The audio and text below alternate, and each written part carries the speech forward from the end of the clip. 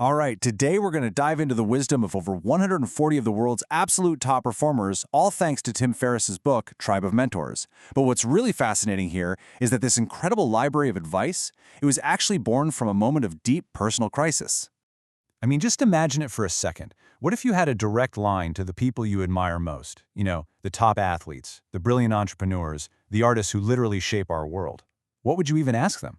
What's the one secret you'd want to know? Well, that's exactly what Tim Ferriss went and did. He reached out to his personal dream team. But you know the advice he collected? That's only half the story.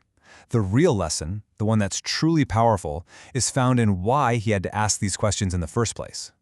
So where did this journey even start? Well, it began with a guy who, looking from the outside, seemed to have it all figured out. But on the inside, he was at a massive crossroads, realizing he needed to hit a total reset on his life. And this is where things get really raw.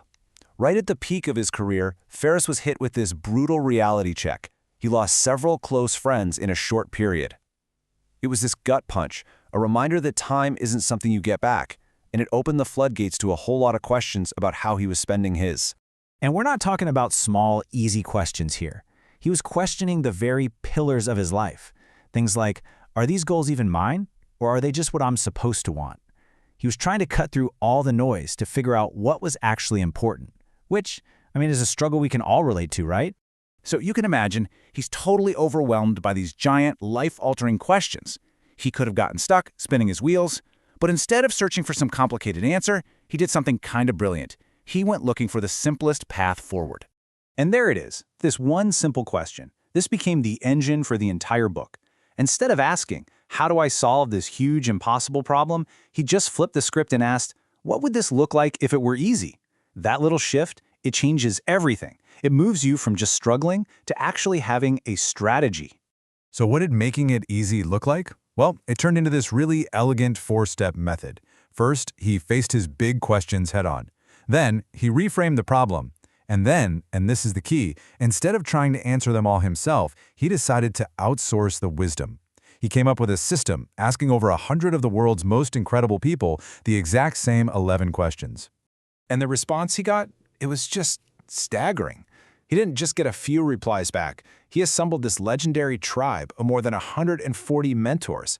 A dream team of geniuses, icons, and rebels from pretty much every field you can think of.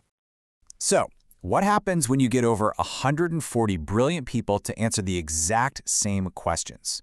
Well, you start to see patterns emerge. And that right there is the heart of this book. Finding those timeless truths that just kept showing up, over and over again. Okay, so the first big pattern he noticed, it completely flips the script on how we're taught to think about failure. We're told our whole lives to avoid it, right? But for these mentors, failure wasn't just some bump in the road. It was basically a requirement for doing anything great. Comedian Patton Oswalt put it perfectly. That first big, embarrassing failure, it isn't the end. It's actually the real beginning.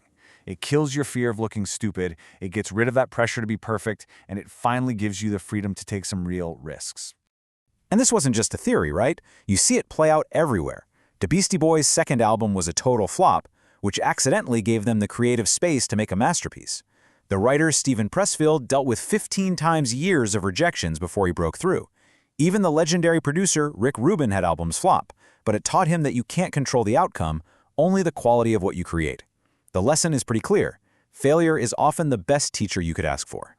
Now, here's where the advice gets really interesting, especially when it comes to your career. We are all told, follow your passion. And yeah, someone like Tony Hawk is a perfect example of that. But a lot of these mentors, like Wired co-founder Kevin Kelly, offered a different, more strategic take. Don't just follow your passion, master a valuable skill that's related to it. Why? Because when you're a master, you're always in demand. And that demand gives you the freedom and the money to follow your passion on your own terms. Which brings us to another huge insight. The best investments these people made were rarely about money. Think about it. Kevin Kelly learned more from a tiny $200 ad he placed than from his entire master's degree. That's an investment in pure experience. Arianna Huffington realized that after burning out completely, investing in our own health and well-being wasn't a luxury, it was essential. And for so many of them, the simple, free act of meditation was the single best investment they ever made for their focus. Okay, so this is all great, but how do we take all this incredible wisdom and actually use it in our own lives? Because the point isn't just to admire these folks from a distance. The goal is to build your very own tribe of mentors. And here's the really cool part. You don't need to actually know these people or have dinner with them. The idea is to create what's called a virtual tribe of mentors. By just diving into the books, the interviews, and the work of people you admire, you can basically absorb their wisdom and get their guidance from anywhere in the world. But if you strip everything else away, this is probably the most important message in the entire book. It's not about finding the one single right answer to everything. It's about learning to ask yourself better questions. The quality of your life, your work, your happiness, it's almost always a direct reflection of the quality of the questions you're asking. So, I'll leave you with this. This whole project started with Tim Ferriss asking his questions. So now, it's your turn. If you could sit down with your own personal heroes, your own tribe of mentors, what is the one question you would ask them? Really think about it, because that question might just be the one that changes everything for you.